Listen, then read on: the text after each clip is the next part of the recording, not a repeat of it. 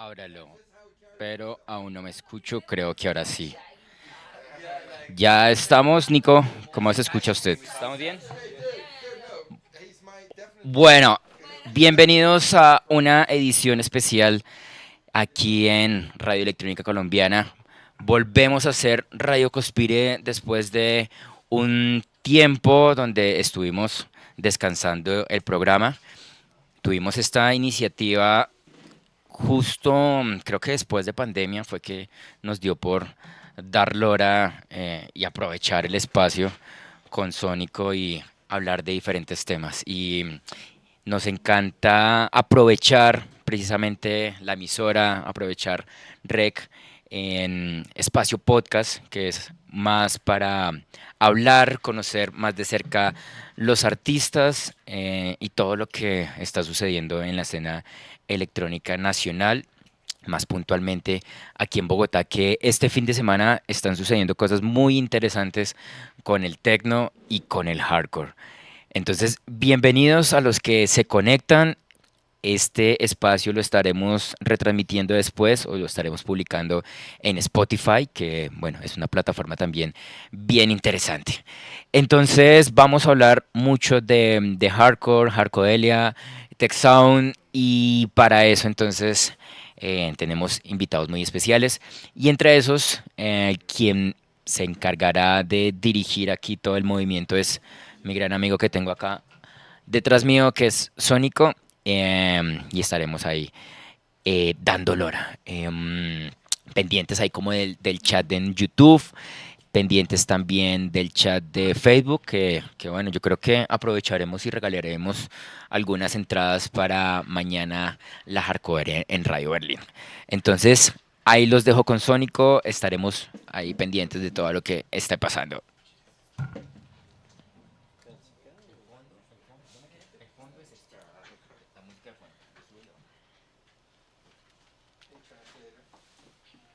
Hola, hola.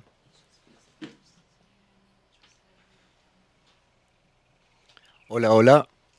¿Sí? Ahí está. Hola, hola, hola, hola. Hola.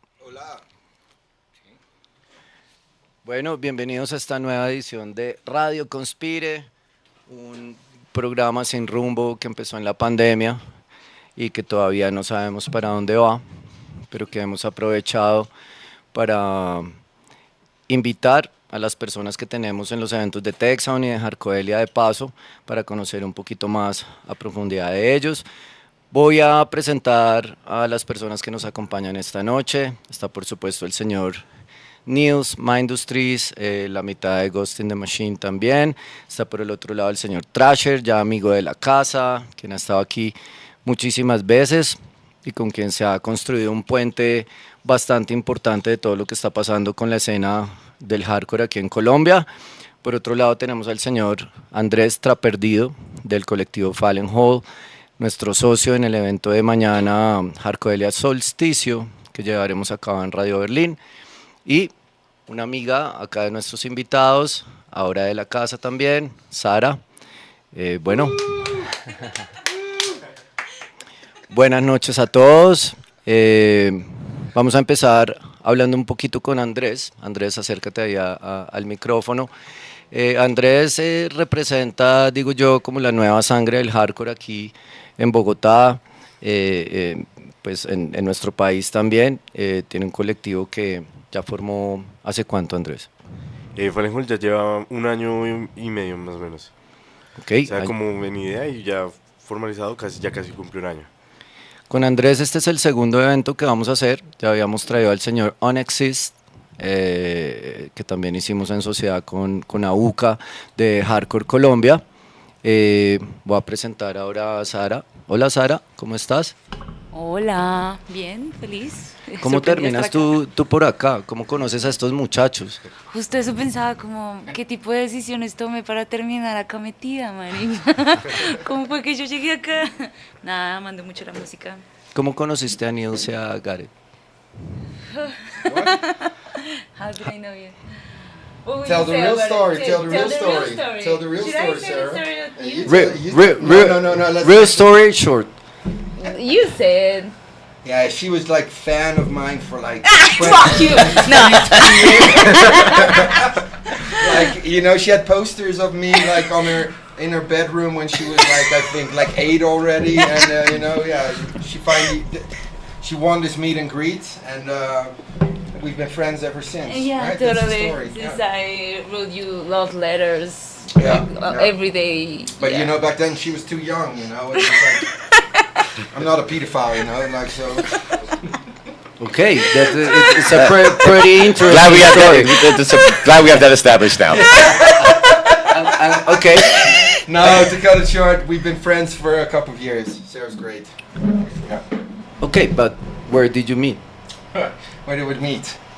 We met first time. It was actually I think in one hardcore party too. Yeah. In Colombia. Yeah. Okay, and how did you meet with Niels? With Niels, I was in a party in Belgium where It it was was Belgium, in, yeah. Yeah, it was Belgium. Yeah, and we met. Yeah, Because of because Casimir was there, Yeah. KTM was there. You were with him over was there, and with I was there with Casimir. Frank. We had to play There Goes to the Machine, and then we met in the backstage there, and we immediately started talking. It was like, hey, this is nice, and we kind of kept in touch ever since. Sarah's been to Rotterdam also, hung out with us there.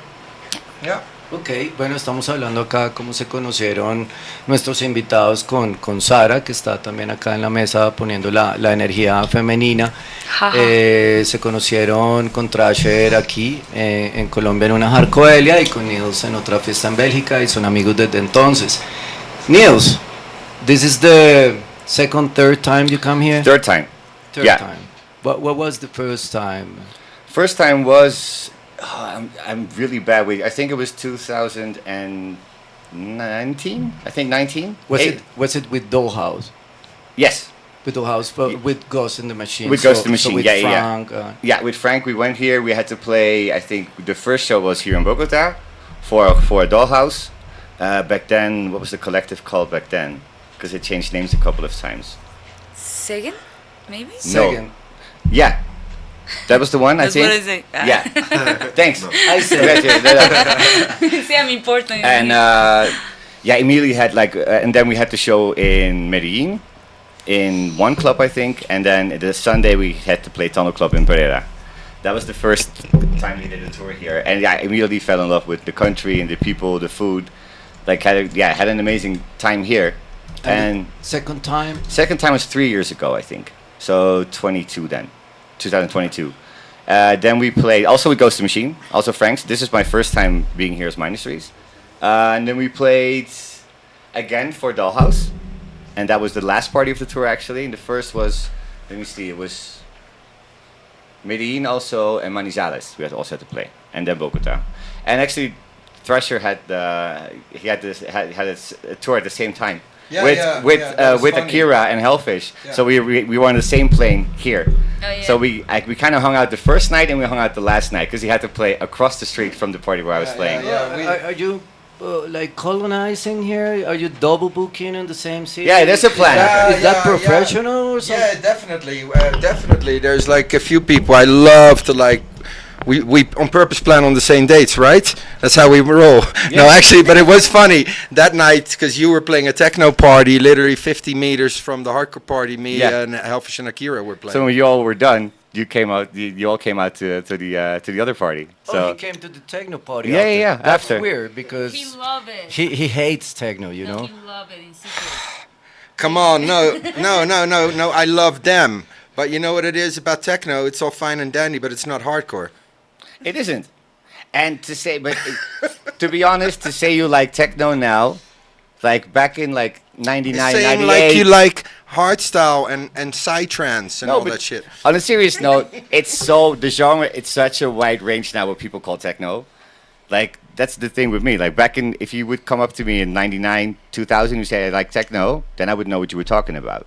Yeah, me and then too. afterwards, people would come up to you like techno and like, hey, this is way too pleasant. It sounds like house music. And then you had the minimal thing. And the range is so wide that now the term techno, if you say you like techno, I still don't know what you actually like. And it's the same thing with hardcore now. Yeah. Like, it's so, it's a good thing that the range is so wide, but yeah, you have to be. If you say like hardcore, you have to be specific now because it could be from happy hardcore to like up tempo to It's industrial. fucking to, Dr. Peacock shit. Yeah. Exactly. It could. It could. No, it could be anything, which is a good thing. But So is it like in Europe right now the same way it's happening here? It's like all this fast music take over, and now everything is on the same bag, like hard techno, hard trance, hardcore, hardstyle. it's getting kind of really like, close together now. Yeah. Yeah, And- but in Holland, not in Holland. Holland, of course, hardcore is such a big thing. It's always been. So in Holland, I don't feel that real hardcore crowd, and hardcore is super diverse and also, but the real hardcore crowd still doesn't have a lot to do with the TikTok techno stuff, you know, where they all No. blend it up. Like if you go to a Dominator or a Master Hardcore or all these or a Thunderdome, you're not going to hear TikTok techno. You won't see a lot of techno You crowd know, there. it's still pure hardcore in all its inglorious fucked up forms, you know, but it's still really hardcore in Holland. Yeah. maybe the hardstyle is a little bit TikTok. Yeah, but Yeah, hardstyle's never been a good thing. Well, I disagree. When it just started out, Oh, really? Now? Like Really? early. the really early, like guys like Pavo and stuff. Yeah, okay, but then No, you're they- talking about a that was like in the It's- in it- 1960s, roughly. Yeah. About, yeah. Yeah. No, but no, but there was a time where it was really interesting when it was just starting out. And what we know now is hardstyle. If you the music I'm talking about now, if you would play that, you wouldn't classify that as hardstyle. It would even more be classified as techno, or But it was darker. It there was that period where like you had some of that raw hardstyle, and I have to admit, There's- it's unpleasant for me to say, but there was some of that raw hardstyle where actually the kick and everything were pretty good for a while. These guys, like for a while, to be honest, when hardcore went the up tempo direction, the raw hardstyle guys were way more creative when it came to kick drums and stuff like that. Only it was like the first part of the song, and then Yeah, it was like literally the intro, The and then first the 50 breakdown. seconds was like, yeah, keep this going, you know. But then there was a breakdown, and then it turned into something else. 10 But breakdowns. Yeah, Yeah, and the exactly. breakdown just makes you fucking puke and want to stick fucking forks in your ears and, you know, like rethink your life choices. Really. no, but really, like usually the first 50 seconds of a track was like, Yeah. you could keep this interesting for like 3-4 minutes. Like it doesn't need to stop. Like keep this going. But that's also the thing where we come from. Music just has to have that drive.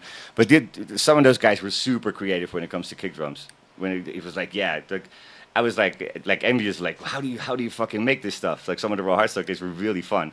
And the crowd's amazing. Like when it comes to like the energetic stuff, like if you go to like DEF CON, they had the blue or they had a certain tent, like the energy in there was insane. Only because there's a lot of You breakdowns. really Only for think so? For 3 minutes. when it just started, yeah. When it just started, the movement it was impressive. I think so. Of course, we all started different.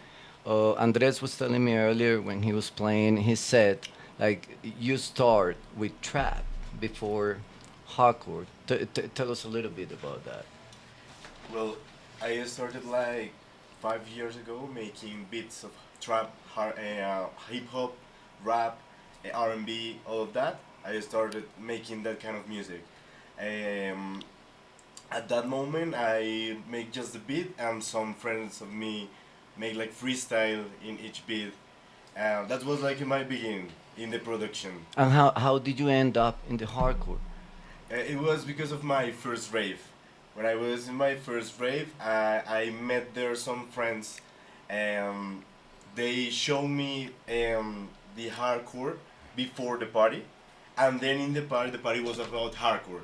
It was near here in Kota. It was in a warehouse, and I fell in love that day. That day I fell in love with hardcore and with this energetic kicks, and then I started like looking for more music, and I met gather music, hardcore, up tempo too. So I fell in love with all this like community also. Well, No, that's not But you know, coming from the hip hop and trap, it makes total sense, eh? Because without fucking hip hop, without like, come on, without the classics, without Public Enemy, fucking there would be no hardcore the way we know it. all these first generation guys, like the first generation hardcore, like producers, It's cool to see before that. before there was hardcore, they would listen to either metal, like Public Enemy, hip hop stuff, because it has the same attitude. It's all like fuck you, put to music. Yeah. So Like they same need, intention. yeah, it's a certain and that's similar. So I think that's if you go to like for instance like a Public Enemy show now or a EPMD show, whatever. Look at the front row. You're probably gonna find drugs there or seats. Or, You're like gonna a be lot of these guys you're are see gonna so be many there. of these Or- fucking legendary Dutch hardcore artists will all be in the front row still. because it's an attitude thing that it's similar. Yeah. So and the thing you just said about first hearing it before the party and then being at the party, that's the thing I think with hardcore. Like I could play it to you in a car, I could play it in the studio with nice sound, play it on your phone. That's like 30% of the experience. You need to see what this shit does to people, Yeah. and you need to be, and then you get it. Like I just thought we were just talking about that. Like you can up until like if you come with me to a party. Afterwards, then you can tell me. Then we can have the discussion if you like it Yeah. or not. Before that, I'm not even having that discussion because you need to experience it there. Yeah. Like, You mean you need to be At the party. brain fog to understand? Yeah, you need to be on a shit ton of drugs to understand. Fuck, that's not true. Yo, No, Sarah, shouldn't. how did you got into hardcore music? Was it here in Bogota, or Yeah, or totally. you're traveling? Or? No. It was here. It was here. Totally. It was. I don't remember. Like when I went at the university, and I started. I think it was. I don't know exactly which year or which party, but I just started to go to electronic music party. I actually had to say, my first electronic like party for real rave was psytrance. You hate it, right? No, you know, but yeah. Skip that part. Can we cut that shit out? Where's the button? No. But it was like it was fast. It was dark. It was dark. It was the place was dark. What kind of dark is that? Darky. Oh Yeah, it was my also God. really pinky, but I was so fucking young and it was new, and that's the purpose. I think the whole purpose, because before that, I mean, when I was at school, it was just like EDM parties, which I think is the whole thing for young people, like still. Well, now with this TikTok techno trend and that stuff, it's the same that I think that happened at that time with EDM, because it's like kind of a way to like you can hear it like around you and you say, oh, what the fuck is this? This sounds Electronic dick music. Exactly. Yeah. Yeah. Like, Electronic like familiar. Yeah, like something like, okay, what is this? And then you start to find it more and try to research and and then at that time there was almost nothing, and so you have just YouTube, you know, and it took me like some kind of a, because also I in my university was not the there was no one, you know, like no one with this kind of a feeling or kind of attached in music or something. So I had to develop it by my own and with a few people that I start to realize that they like the same, and we kind of go together to find new places and new music and more and more and more. And that's when I found hardcore, but it took like I don't know, a year or something about. Okay, but it was in Bogota. Oh yeah, definitely in Bogota. I think that the rest of the country is not like so developed. Well, what happens at the moment, I think, is because of this fast music trend, we're getting more and more. I mean, it got open to all these kind of sounds. So the people that were listening to techno and they like a little bit hard, and then they start listening to The this. gap is shit. Like, Then it starts It like becomes a gateway drug, right? it's a gateway thing. Yeah, Yeah. no, but really, like Yeah. you come. I mean, it's the same. That's why I mean, I'm taking a piss now, but honestly, I feel that everybody has their way to get into it. Could be like techno, and just for a fact, I used to love techno. I'm not talking shit about techno, like fucking old, like Speedy J from Rotterdam. That was the shit back in the days. Yeah. So I'm just an old grumpy man complaining, but I mean, on the end, like everybody needs a gateway into it, and could be like TikTok techno, could be Exactly. your psytrance shit, you know, but whatever, you know, it's like your gateway in there, and then you, when you're lucky, you like find new stuff, your this and path. that, and you find your fucking path, Yeah, and then 'cause you it- really find the shit that you love. If and I look back then you're at like, my- oh, this psytrance fucking sucks because this real hardcore shit is the shit. No, but if I look back at the stuff that got me into hardcore, like the tracks that we're listening to back then, it's not revolutionary. There's a nostalgia there, but that's the stuff that got me into like researching more music and like, hey, and going to parties, discovering like the second room and being like, hey, like Manu was playing, well, stuff like that. Yeah. Like it's the gateway to, and like, hey, and it all these stuff now which is happening we've seen this happen like two, Yeah, three so times many over, times. you know, and it just breeds a new crowd. And like everybody, that diversifies from that, but they have to have a way to get in there, and that's usually like the massive parties, and also now with it's also the thing with techno and hardcore. Hardcore still has that stigma of like being dangerous, whatever. Like Yeah, you, yeah. you can take your friends, say, hey, let's go to a techno party, and they will come along. If they will come to a hardcore party, probably half of them would be like, no. And you know it's a fucked up because like so. I can tell you this, like every Prospect Excel party, there's the Jesus bus. Like I'm not kidding. Like Yeah. there's this bus that comes like, you know, with all these like religious people trying to convert all these fucked up Trying to save you. gabbers. That's every Prospect Excel. That bus is there. Yeah. Every gabber party, that bus That is there. bus was but there, that yeah. bus is not there at a techno party. Where I can tell you this, there's more people fucked off their tits on any fucking drug out there on the techno parties than at the fucking Prospect parties Oh, for or sure. the hardcore parties. But why do we get the stigma and we always get the fucking Jesus bus there? Well, because I mean, look at you. Yeah. No, but that is a what, thing. what? No, but with the stigma thing, and basically, especially in the Netherlands, we had a lot. That's also what I kind of love about the hardcore movement. We had so much against us when it comes to media coverage. And like all these reporters, they wouldn't go in there with an open mind. It was just like, look at all these idiots. They knew exactly what they wanted to film. They wouldn't make a documentary about the producers and all these people who would like volunteers who would like try to build a party in their.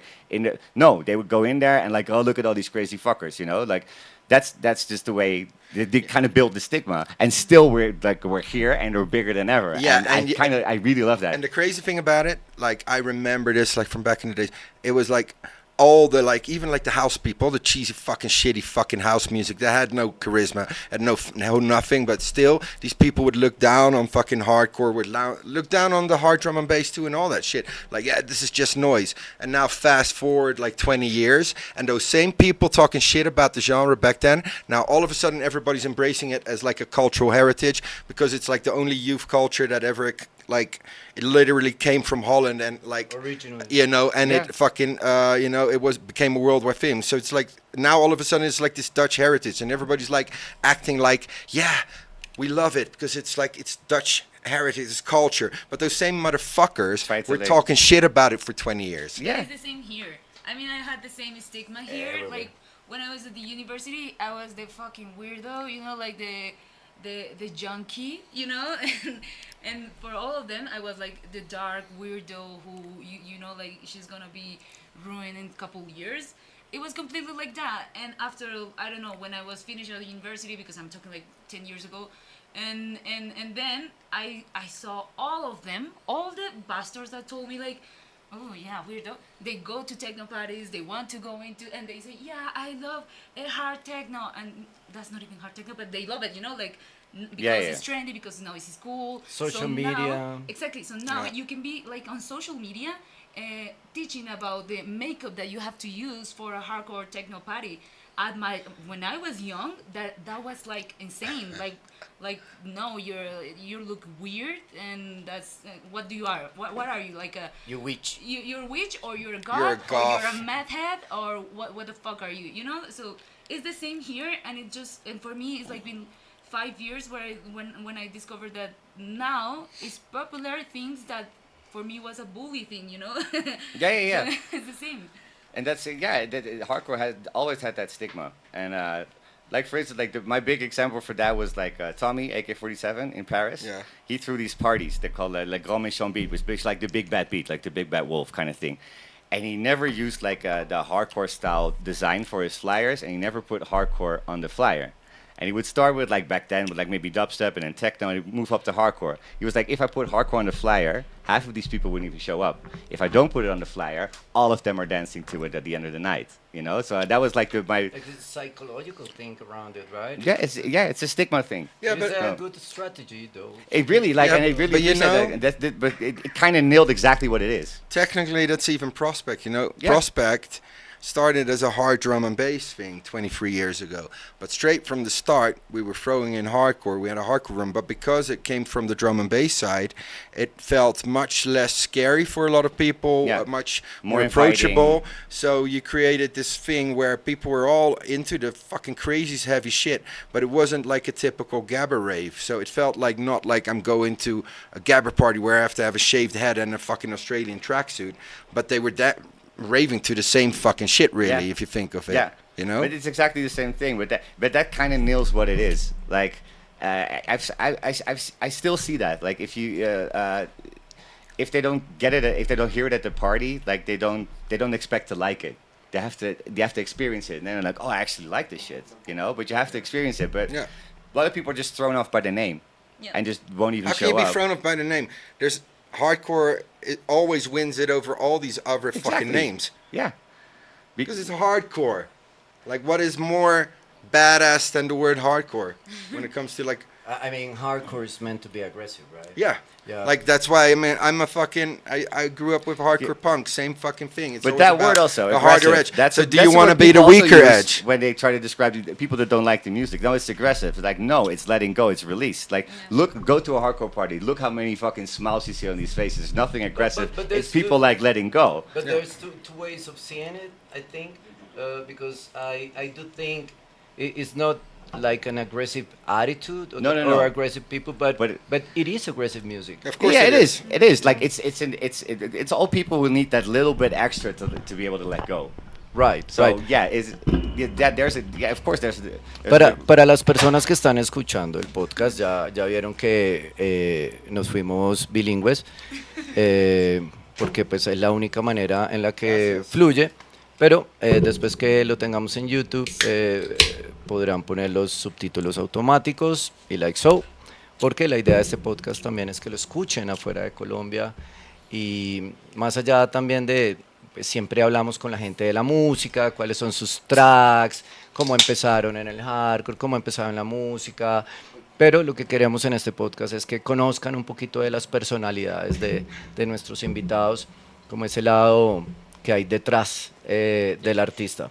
So I was just saying that we want with this podcast it's exactly this, not just talk about only about the music and what's your last track or how did you start it, all this shit, but more for people to see the personality and the character of the people we bring here. Yeah. So, to see how dark and trashy our guests are. And Why are you looking at me, you motherfucker? Because you look like you need to be saved, Darren. but I have a good one because I think it's important. We all started different, but what was the first DJ, first party you ever went? You say like, wow, it blew my mind. That was Mysteryland indoor, I think. Before that, this was not my first party. I would already go to clubs, but they were all like 200-300 people kind of, and it's still like you had the same energy. Back then, I listened to all kinds of music. I listened to like metal was a big thing for me, like Pantera, Sepultura, like all that Slayer, all that stuff. And hip hop, you love hip hop. I love as hip hop, well, yeah. So, but I had all these groups of friends, and with them, we would go to hip hop shows, we would go to metal shows, we would go to drum and bass shows. But as soon as I went to a hardcore show, I kind of liked the whole togetherness, like everyone was dancing. Like What drug were you on the first hardcore show? Oh, pills for sure. Ah, see, I knew it. No, but I remember Mysteryland Indoor was in the Jaarbeurs in Utrecht, where they also do the Thunderdomes. And back then, Mysteryland was a hardcore party. Like the main room Yeah. was also the festivals. The main room was hardcore. You had like old school and blah blah blah, and even like drum and bass and breakbeat rooms, like with old guys like Thimbles and like all these old DJs playing like old breakbeat stuff. Really cool. But it was the indoor edition, and I remember walking up to that main room, which held like 12 or 15,000 people, and it would be a bit more elevated. You would enter the room like going into a little stairs, so as soon as you would walk up, you'd see like you could look over the whole crowd, and just that feeling and seeing the whole crowd go Like a wave. I was like, this energy I can't get anywhere else. Like this is such a specific, and you would just throw yourself in that room, of course, completely. Like yes, I was. This now was that fucked you up. mentioned about the energy, the first time you came here, did you imagine it was You're going to be talking like? about me. Yeah, first time you came to Colombia was the It's a highway. long time ago. The highway. Yeah, yeah. So you were coming with Bonra, and you were supposed to come with the Lime wax, but yeah, of course, yeah. But yeah, whatever. Hello, Maxine. Uh, but yeah, anyway, when you came here to the party and you saw playing and like so, did you feel something was different about Latin America, about Fuck yeah, Colombia? yeah. Because I didn't. How long ago is that? Like 12 years or Yeah, something? like 12 years. Yeah, because I think I don't know, but I think I've been coming here Every year. almost every year, like probably like 10 times now or something. I think I played, or 11, I don't know. Times. Okay, yeah, I didn't know what to expect, and when I came here, I was blown away. Like honestly, because we played a live show with the Hard Way, and I just saw the enthusiastic in the people, and what I really noticed is they were fucking open for it. And they were really fucking into it. They were super appreciative of it, and it also felt like for a lot of people it was also still a new thing, a lot of these stuffs. And this is something, I mean, I don't want to suck his dick too much on radio, but Sonico here fucking built something here in Colombia, honestly. Mad respect for that. This is the godfather of that shit, because I've seen it like in the years like grow and everything and go all these ways, and he's been the backbone of this movement. So, and now I'm gonna talk shit about you again afterwards. No, but honestly, that's a fact. You're the fucking godfather of this shit in Colombia. But what I noticed then was like the you can really see like how people were just open for it, and just like I don't know, and they were loving it. Like even the Hard Way was kind of a mix of drum and bass and hardcore when we played this live show. But also I remember playing a hardcore set after that, and people just fucking having it, and the warmth and just I don't know. Yeah, it was special, man. It was special. I was in love with Colombia from the start, from day one. That show opened my mind. Like this is some. This is something different. You got your own thing going. Also, you got your own thing going, and that's really also like I tell you something. Last time I was here, I noticed like all of a sudden I saw like some of the crowd doing the Dutch haka dance, the hakken dance. Guys, don't fucking do that, man. You're fucking Latin Americans. You've got hips. You can swing. You're like, you got your own fucking thing. And you're doing this stiff white dance. You know why we do that stiff white dance? Because we have no rhythm. Yeah. Stick to your fucking Latin roots. That's my in-between thing. You know what's funny? Like it got so big now that the ravers, they're dancing hacking at every party. Doesn't matter if it's techno, hard techno, hardcore. Yeah, it's just you the can thing see to the do. people just hacking and at the techno party. So, but I think like people just kind of in a way respected like the gabbers here. Now, because now we have a gabber movement here as well. Not very political though, but it's more about the music. Yeah. The music. But they love to do it, and to be honest, I kind of like. Yeah, some I'm fucking people about how with they it, do man, it. you know. And they have so much respect for the Dutch scene, you know.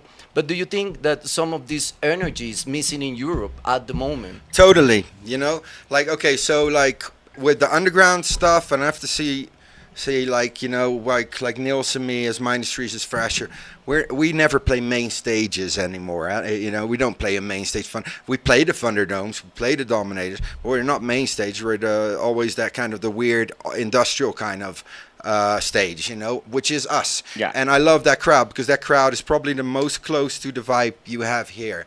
But I think, yeah, of course we're missing that because, you know, people are oversaturated, of course, like in Holland. You have a gazillion fucking hardcore events almost every week. You know what I mean? There's a big business element. Yeah, to there's it. a big business element. So, like, you know, but here you see it's still a special thing. You don't get like fucking Angerfist playing here every week or fucking Unexist or Manu or whatever, you know. Like, People are so super it's still appreciative. fucking and I think that's amazing to see. Plus you built your own thing, and that's really important. I've seen this, and I've seen it grow because I've been here like 12 years ago for the first time, and I've been here almost every year since, and I've seen it change, and I've seen it grow, and I've seen it become this community, and that's beautiful, you know. And that's why I'm saying stick to your guns, because it's of course it's humbling or cool to see that there's this respect for this Dutch scene, but you've got your own thing going that's actually very fucking beautiful.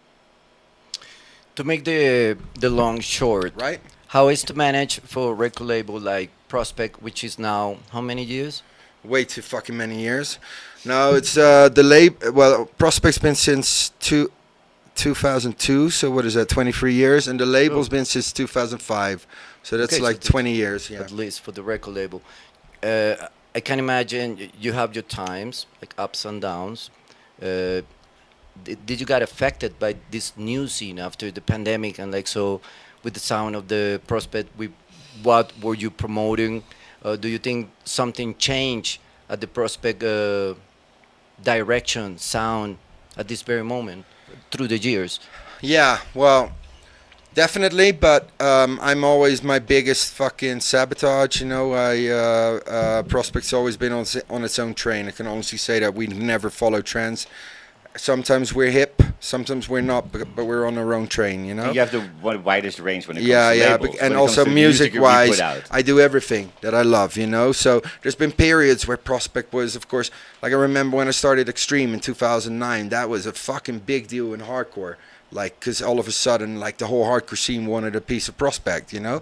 But then other years, I'll be more focused on the drum and bass side. Then we'll be more focused on that side. I have noticed, of course, but we all have. COVID did do a lot of damage, I Yeah, for think, sure. you know, where, you know, but on the other hand, I don't want to be this old man complaining about the young generation, you know, I because mean, we already saw you burning records and shit on social media, so dude, and people got offended, and I'm thinking, like, if you're so offended, buy the fucking records. Plus, I paid for these fucking records. Did you pay for these fucking records? No, you didn't even fucking buy the record. If I want to burn my whole fucking catalog, I can, right? That's my opinion.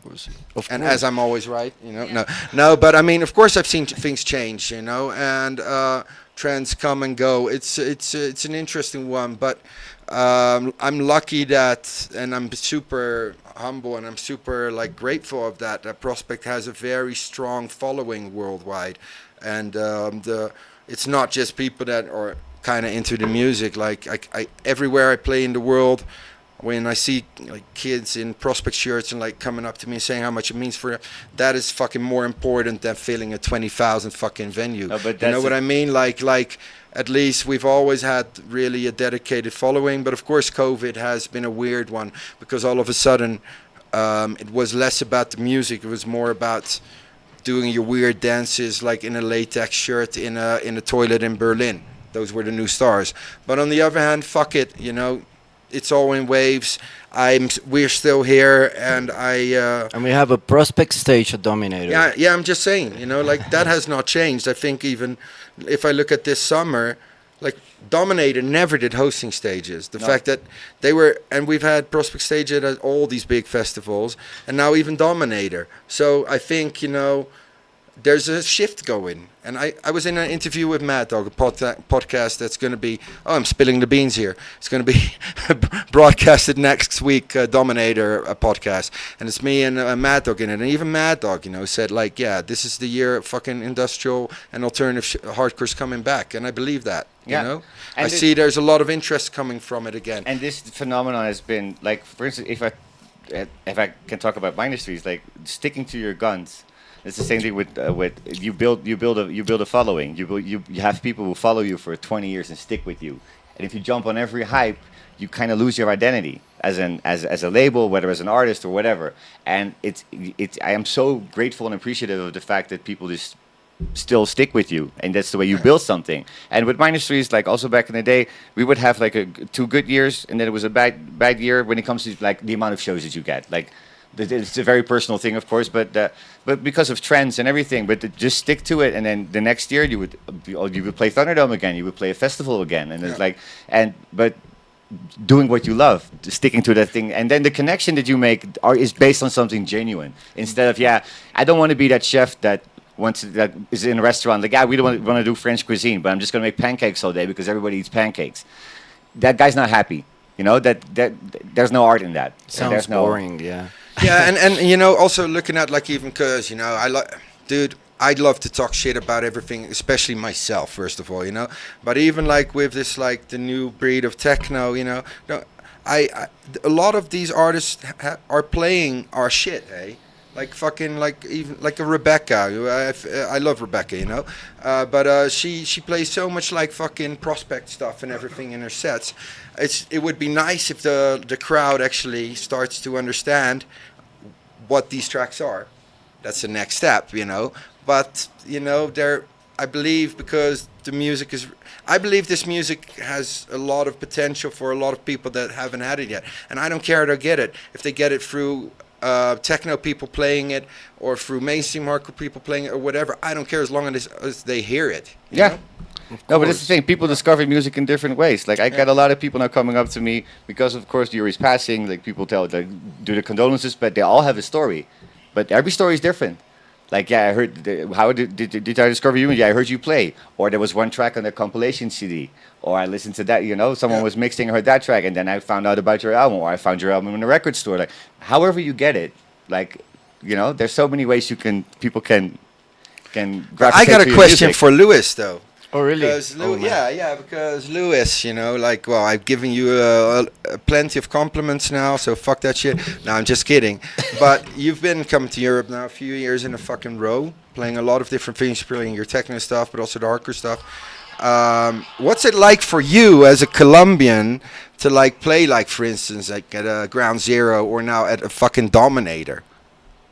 Well, for me, it's like check, like a check thing, you know, like when you start playing, and you know, I used to see all of you guys only in the cover of my records, you know, when I start playing, and then suddenly you're traveling, and then you're playing at these festivals, and then you're staying at this guy's place, you know. So it's like for me, it's just like a um, I'm grateful about it, and I feel privileged about it. I don't feel it is for free. I mean, I done my Right. shit. Oh, You know, no, like, no. That's definitely you're done your shit. That's not what Paid it's your about. dues, You yeah. earn it. Yeah, You yeah, earn yeah, it. for You sure. earned it triple, double already. I mean, I just wonder what it's like for you to play these because Yeah, not growing up, not like, growing up in the like, Netherlands. and- especially like for hardcore. Like last year, I remember I was going to Ground Zero, and it's such a, you know, legendary festival, and it was the first time, I guess, any Colombian DJ being there, Oh, or, fuck yeah, or definitely. whatever. Yeah. So I feel special, of course, but I was a bit scared about what was I going to play there, because of course I play a lot of Dutch hardcore, but also UK hardcore, like so New York hardcore, and I was thinking like, what I'm gonna play for these people? This is like this is like the hardcore, you know, mecca. So what I'm gonna do? yeah, how do I surprise them? How do I do my own Yeah. thing? Or how? Yeah, yeah. Yeah, and then I remember like I have my own label, and that we make our own tracks, and then I said like, well, I'm gonna play Colombian hardcore. Yeah, 'cause, fuck yeah. You know, because what else can you do? It's like you got to do your own shit. Represent. Yeah. Yeah, they like it or not. Of course, I played some tracks from other people, but most of the set was planned like this, you know. People were digging it, and then I said to myself, "Oh, it works," you know. So we're for me, it's like, okay, we're not that far away. Now this year, we got Dominator, and we have this scene that a lot of people from outside appreciates. So I feel proud about what we built here. Yeah, you know, you should. and to be in the middle of that and come again this year. But most of all, you know, it doesn't take me any effort to do it. I just feel privileged about being able to travel and to get friends and to live from what I like to do. Yeah. You know, we spoke about that this morning Yeah. on the breakfast. No, but I think that's to me also like. Yeah, but- and But it's the same for us. Eh? yeah, that's what I was about to say. Like even for us coming from the Netherlands, and being the fact that like we play at the same. I play at the same parties, and I travel with all these people who inspired me to do this thing in the first place. Is something so like. It's a unique experience. Like all these, like Marco Cardi Payne, Manu, like all the producer, like all these guys, like did their thing, inspired me to do something. Then I did my thing, and it kind of made its way to to them or it entered the scene or whatever, and it did its thing. And now we're traveling together. We hang out, we party together, we play the same parties, and to me that's a very unique experience It is. It's now. I got a word for this. Is now that for your question, I feel it's like magic. It is. Magic. Yeah. You know, for me, it's like at some point when I was struggling and trying to find my path, I stepped on really awful people on the way. You know, people who robbed me. You know, people, assholes that you pay thousands of euros to bring here. You pay for this ticket, and then you realize the guy's fucking dick when Yeah. he gets here, and then you're like, fuck, I'm wasting my money on these people. You know? Yeah. It's like so. But from a certain time to now, every time you got more clear what you want to do and how things works and the way you want to do it, Yeah. because it's all Takes shape. connections and friendship and the sound and the intention of what we do, because we're very similar on that. Even if we play different, but No. that feeling, is very similar with all of Doing us. your own thing is, I think, the thing we have in common. If you look at the industrial scene, which has probably within Just all the this- term industrial Yeah. is super weird. Yeah, because if you it's the think of widest it- range. I think like uptempo has a certain sound. Millennium hardcore has a certain sound, but if you check the range of what people call industrial, it goes from beyond 200 to like 130 BPM. Yeah, because if you think of it, industrial is like the slowest minor street track, but it's also fucking UK hardcore. It's also Yeah. crossbreed. It's all these, but I think it's the attitude. Yeah, just focusing on know, wanting to that do is your the own thing. It's this attitude that makes it kind of this thing. Yeah, Yeah, and it's very. and then, and then at some point, I just start stepping on cool people. Yeah. yeah. And it's been a couple years now that I only step on cool people, and I know there's a stigmas for every kind of genre, but like if I see, I don't know, maybe it's too much to say, but the hardstyle people, when I talk to them, is more or less how I imagine these people, the industrial people, the TikTok techno people. When I met them, it's more or less like how I imagine. So it's Yeah. kind of amazing how music builds your personality, Yeah, and then you realize this, and then I met Manu Le Malin, and I'm like, dude, I so admire this guy, and then finally I met him. I'm like, he's just the way I expected to be, and this Yeah. is so No, magical, but- And I think the thing that what speaks, like I've rarely been disappointed by the people who I really love the music from. Like that didn't happen because if somebody really does what they love and it connects to you, there's probably more to you that I like than just your music. If you really do what you love and you do something like that you want to do, and it connects to someone, there's probably more to it because you probably had some similar experiences, listened to the same music growing up. Like there's something there that connects to you. It's bigger. Yeah, and than to me, everything, that's yeah. important. That's the most important thing of doing your own thing. Then when you make a connection, it's built on something genuine.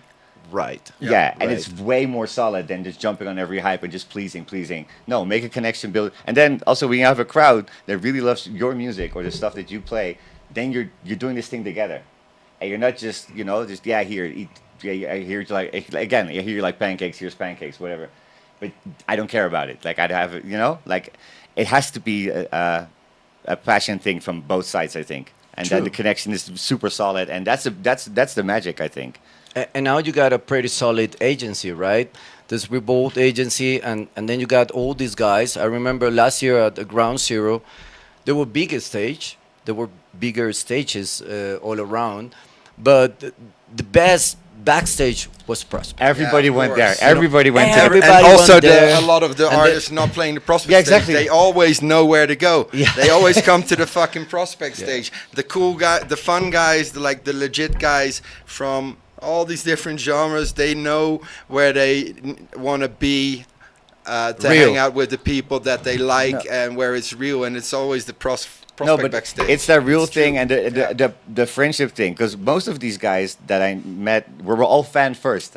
Most of the guys that I've met are now my friends. Before I knew them, I used to buy their records, so we're fan first. But there's really a family thing going on there. And for me, the Oh. biggest example that like the biggest evidence of that was I think 4 years or 5 years in a row at DEF CON we had the same stage manager at the silver stage, the industrial stage, and he hates the fucking music. Every time he would make, hey, you're gonna play Madonna, you're gonna play some Michael Jackson, he would always joke. He's a really like nice guy. And I finally asked him like, hey, how does that work? Like, do you get to pick which stage you're going to manage, or do you just get assigned to a stage? He says, no, you get to pick. It's like, why are you always here? He says, it's because of you guys. He's like, the vibe here is always like, among you guys, it's really a friendship thing. It's a family thing. Plus, I love the crowd. They're super dedicated. I just really like the vibe here. That was for me like the biggest evidence of something that I've always kind of witnessed and always said. But to hear it from someone who has nothing to do with the music, who just looks at it from the sidelines, it was like, see, like this is what it is. Like we Right. actually It was- really connect. For me, it was like you were asking me how I feel about that, like for Ground Zero, for instance. Then I looking around, and there's Garrett, there's you, there's producer, there's Lenny there, there's Kilborn, there's Manu, there's Frank there, like other man Scream, and then I'm looking around like. I brought all these people to Colombia, like Yeah. for so many years. yeah. I'm like, damn. Yeah. It's like. if and then we you told, feel we told like you a that family. 25 years ago, you were like, nah, no way. No way. Yeah, Exactly. No way. So, Sarah, I got a question for you. You've been around. You live in outside Colombia. Yeah. Yeah. Can I peek quickly while this question is being answered? Yeah. Sure. Um, what do you think is missing in Colombia that Europe has? Passes? And the same way around. What is Europe missing from our scene? Or Like, I will say what we miss is appreciate our identity.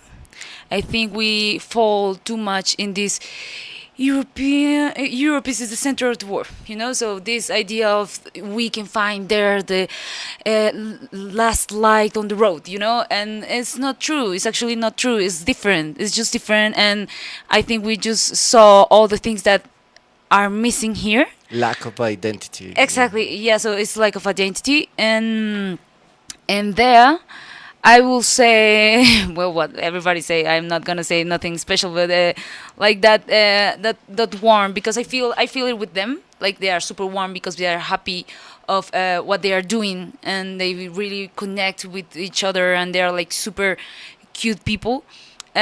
Would you say we're happy with less? No.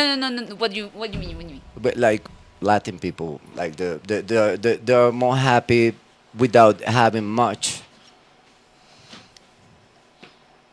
No, I lose myself because I was talking like, about them like artists in Europe. Like I'm telling, like I was talking now about what is missing in Europe. Oh, okay.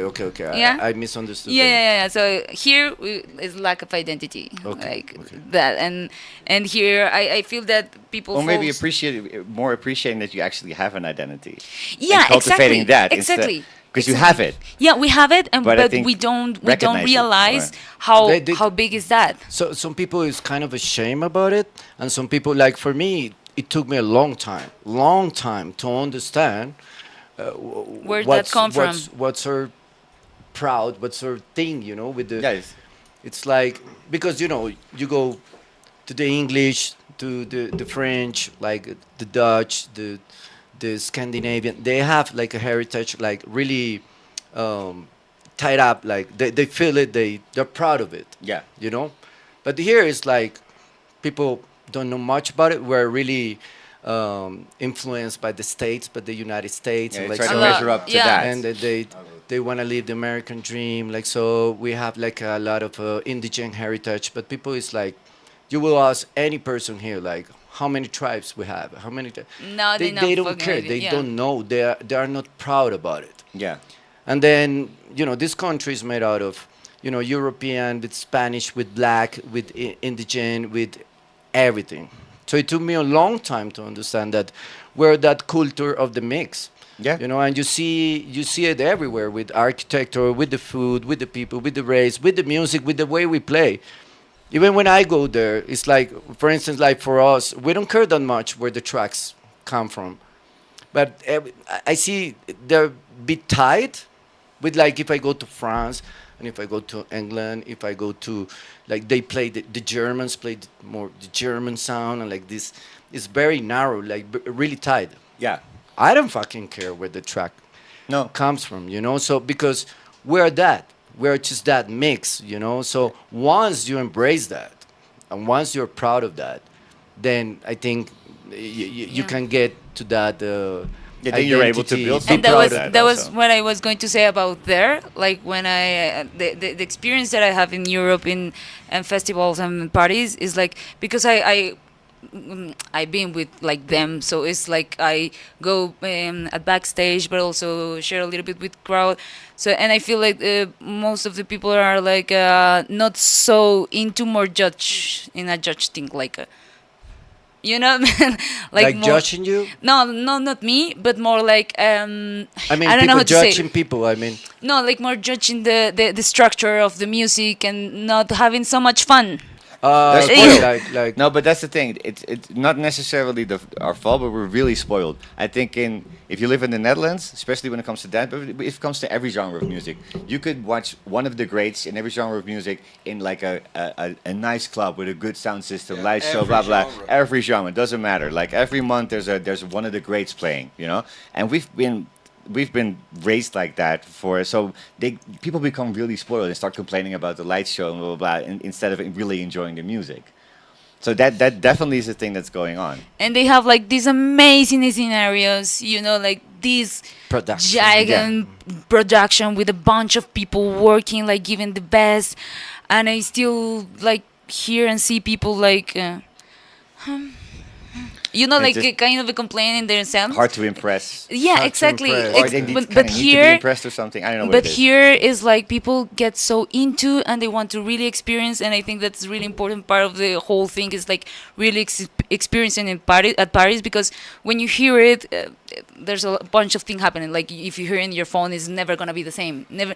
Also, if you hear it in your home, at your home, maybe can be, but it's not gonna be the same.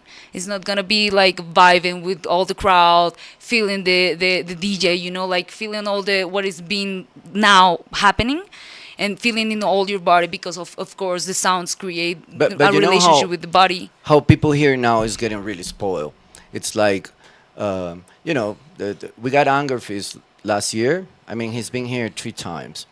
And of course, the place was tearing apart. It was super crowded. I mean, a wall fell down. Like, it was crazy. It was madness. But yeah, it was real hardcore. And people were just complaining.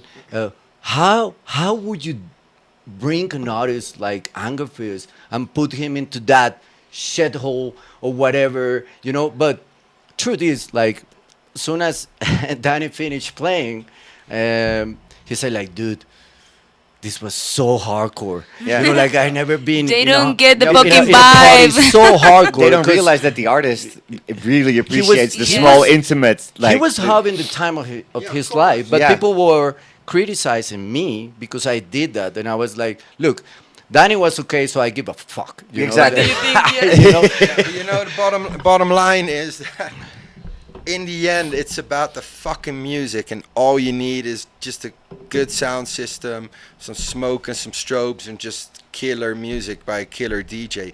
That's all that fucking matters. And I think actually the fireworks shows and the whole fucking Disney World fucking architecture going on, that shit fucking pisses me off. It fucks with the music. It actually takes the fucking. No, but to me, it it's a takes, complete- takes the Distracts. attention Yeah, away no, from what it's really about. But to me, it's a Yeah, completely distracts. different It game. distracts you, yeah. It's a If completely that's different what you're game. going for, that's fine, but go to fucking Disneyland. You know, like, yeah, or Tomorrowland, same fucking shit. No, but this is what I always Horrible, say. If you people know? ask me, like, yeah, what are your favorite shows? If they're not coming from a music standpoint, they always expect you to name the big ones. And I was like, no, those are the trophies. Like, I got to do those things. Yeah. But it's a Like, completely different check. game. Yeah, that, you know? Like, it's really cool that I made something and I got to that level.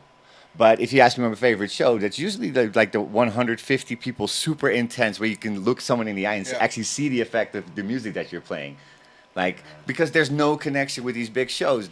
I mean, to me, they're fun to play, but that's more of a, like I say, a trophy thing. Like, Yeah. I get to do this. But when it comes to connection with a crowd, you have the stage, then you have the fences, and that you can't look anyone in the eye. You know, it looks massive, but once I'm playing, I don't even notice because you're in your zone, you're in your little bubble over there. Plus, let's be honest, probably if I look at myself, the sickest sets that I've ever experienced or where I just was blown away were usually quite small Yeah, events. The exactly. smaller ones. Yeah, but you could Where actually you had feel the the energy, connection, and I see where that. you were really with like-minded souls. You're all there for this fucking thing. Yeah. And 'Cause that's what we do it you know, where things just like become magical all of a sudden. And trust me, for me, they have never been in a room with 20,000 people. No, no, it's a completely different experience than what actually the experience that you're looking for when you play music. And I think when people get spoiled with that, is because also they don't really, I don't know, like they're not so into about the history behind it. You know, like about how this started, how underground is based on. You know, so No, and if all you these kids forget don't have that, it because they're young. exactly, they're young, and there's also like, oh, they are this and that, so we have to show them the best. You know, so. And that's a nice thing to do, but it's not necessary because hardcore, right? It's not like a Right, fancy right. style.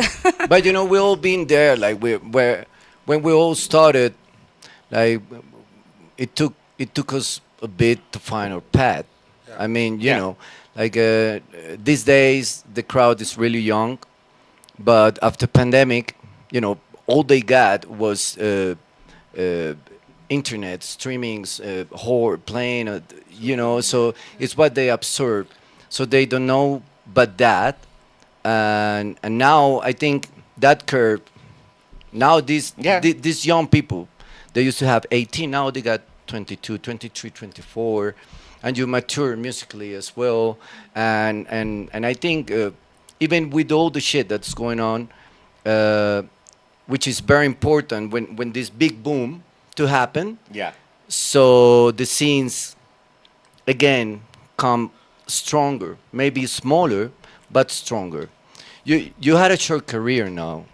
Do, do, do you ever expect that you were going to play with Annexes, My Industries, Trasher, like in so short time, Andres?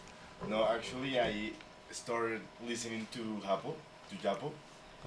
I started with him and with the DJ producer. Um, it was my beginning.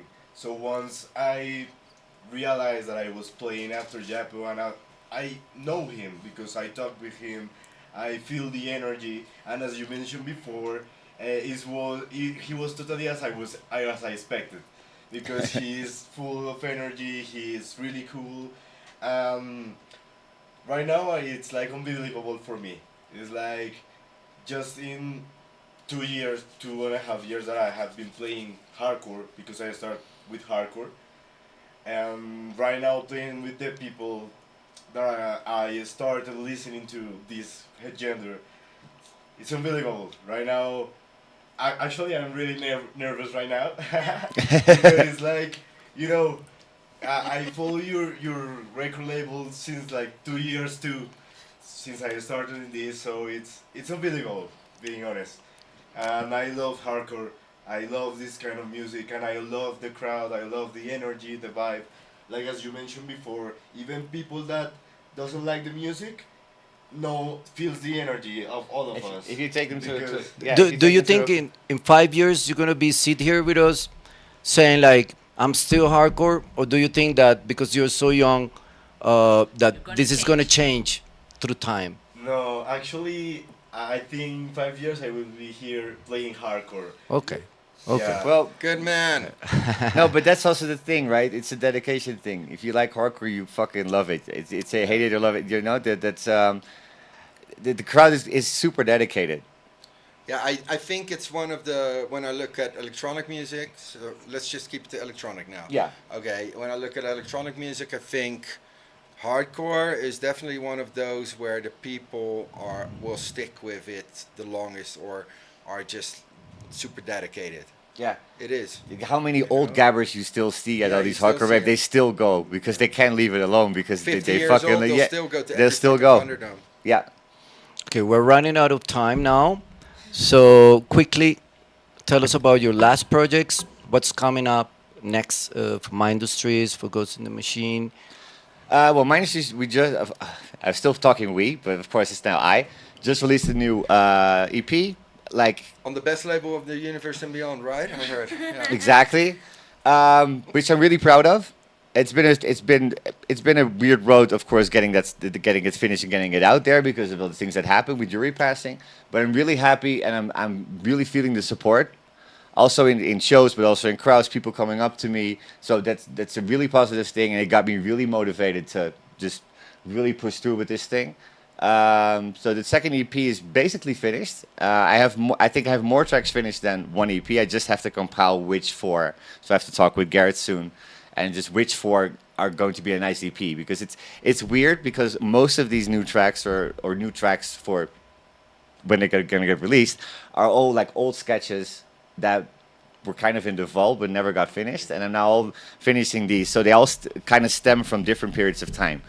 So once now they're all finished, it's like okay, which four am I going to combine and make an EP? But I'm really excited moving this forward. And with Ghost in the Machine, there's some things coming up. And we have a lot of projects that are like 80-90% finished. So we're now working on getting those finished.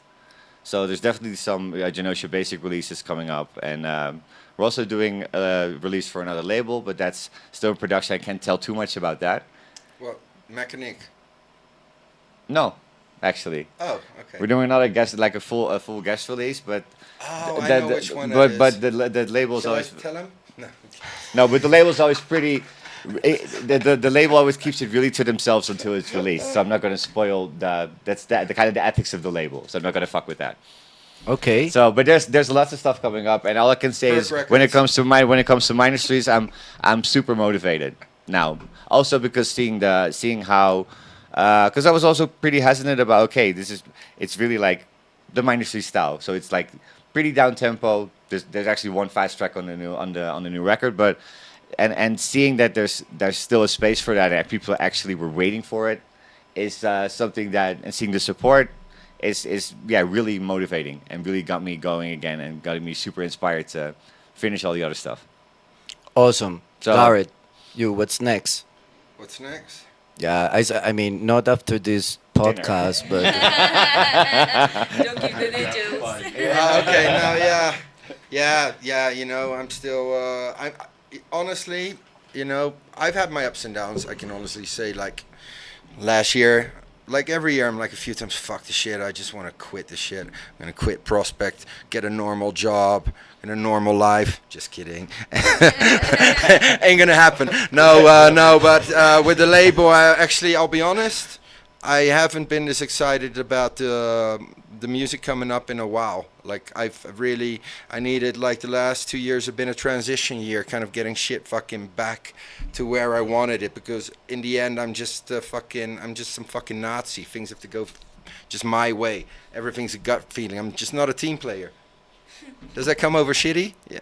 No, sounds about right. No, actually, now that you said that, because I've been through your process, and you know, you also keep really busy. Not to say you're a business guy, but you keep really busy on your label business, on your parties, on your music, like so. But you needed it like more time to put out on your own music. Yeah, and yeah. I seen it the last years. Like you kind of rearrange your lifestyle, and now that you're producing again, like with this passion, you know, like I think you're nailing it. You know, Oh, for sure. Yeah. Man. You're taking such big steps. also when it Because comes- I've also now gotten my focus back on producing my own music. Because you know, I had the Def Jam EP and that then really went really well. Now my new Def Jam EP is actually finished. I'm just like finalizing the mix down. It'll be out in a few months, and I'm super excited about that one. So I'm loving producing again, but also because I'm loving producing my shit again, I'm also much more excited about the label again, and about like releasing killer tunes by killer artists, like the last Ministry is fucking killer. Even a retarded release like the Fish and Rice, some weird way it works, you know. Like it's just the punk ethos is completely back in Prospect, And we got old Thrasher back. yeah. Also, I guess so. Yeah. I'm totally fucking no. But really, there was the last. Yeah. Yeah, we got the old Thrasher back. Do you really want me to tell you what? No. I would just, you know. I got so much shit for being like this sober fucking responsible dude the last time. So We don't now- like that Thrasher. we don't like that Thrasher. So now I'm gonna be the fucking retard again. So watch out, people. This weekend, you're fucked. No, but no. But really, like, I'm excited about producing, and even now, I'm like finishing the album with my band. I'm like making music for me. See, I'm just not a fucking office guy, you know. I've always been creative myself, and I was like for a while just too much focused on babysitting people. Honestly. Yeah, you know all about it. true. And now, you know, like I've got good people like working also for me, you know, on the side, so that gives me some air to breathe. I'm back in the studio making my own shit, which is making me love this shit more again, and I'm excited again. Yeah, that's really. also a big change. Seeing you being so enthusiastic about producing again, and seeing you make these big steps. Also, like it's a joy to see. Yeah, So- I'm loving it, you know, and I'm excited again. I haven't been this excited about this music for a while. I've got my fucking fire back. Good to hear. Yeah. No doubt about that. Okay, guys. So I think we're done now. Thank you very much for coming here. Thanks for having us. Sharing your ideas. Andres, invite the people for the party tomorrow on the DJ and promoter side, and then Sarah on the crowd side. Invite the people for the party. English, Spanish, yeah, we're going to. Española. Now you can do Spanish, yeah. Yeah. See? Bueno, como todos ya vieron, estamos aquí con Trash y con My Industries.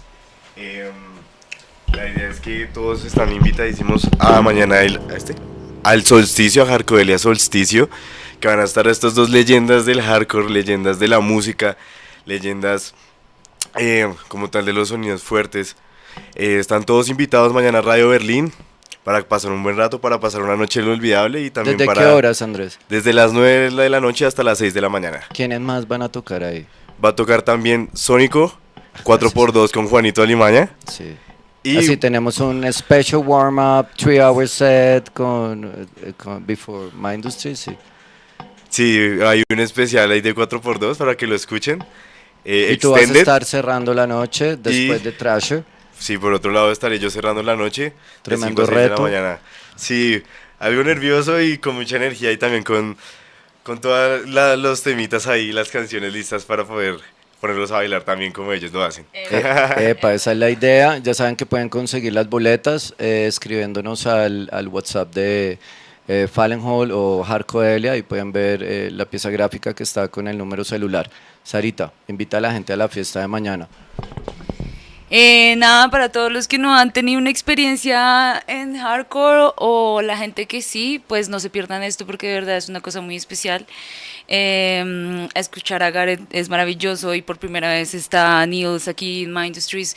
Entonces de verdad es una oportunidad muy grande para que se dejen invadir por los sonidos pesados, por nuevas experiencias, por cosas que solo lo pueden vivir si van a este tipo de eventos y comienzan a entender de qué se trata realmente esto. No sirve en el celular, no sirve escucharlo lo suficiente en casa, necesitan experimentar todo lo que se siente estando ahí en escena, entre el público, con ellos cerca, en estos espacios tan increíbles que gracias a ustedes chicos forman, así que porfa no se lo pierdan y abran su mente, su cuerpo y su corazón a todas estas nuevas experiencias. Para que escuchen hardcore in your face. Y no crean que lo único que hay son otras tendencias, sino vean que esto tiene todo el potencial de enamorarlos. Y hardcore colombiano. Gonorrea.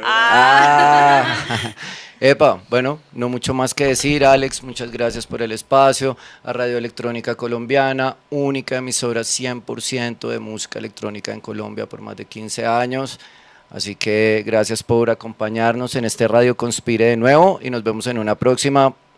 Chao, chao.